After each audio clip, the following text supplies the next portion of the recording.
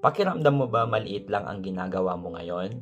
Paulit-ulit, parang walang impact, parang walang progress? Yung nagtatrabaho ka pero feeling mo hindi ka umuusad? Pag-usapan natin yan.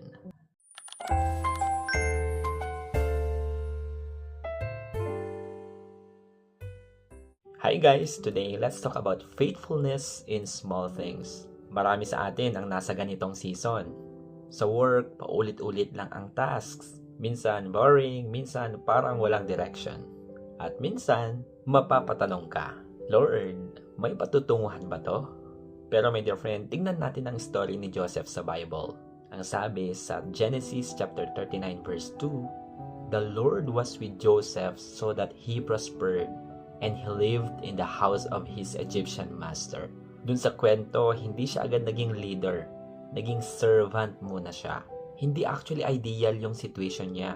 Pero kahit nasa maliit na role siya, faithful siya. Ginawa niya ng maayos ang trabaho niya. Hindi siya tumigil. Hindi siya naging pabaya. At doon siya unti-unting blines ng Diyos. Ganon din sa atin.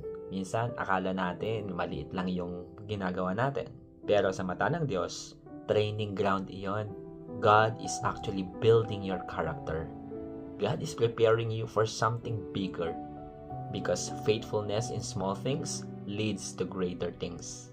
Kaya wag mong maliitin ang ginagawa mo ngayon.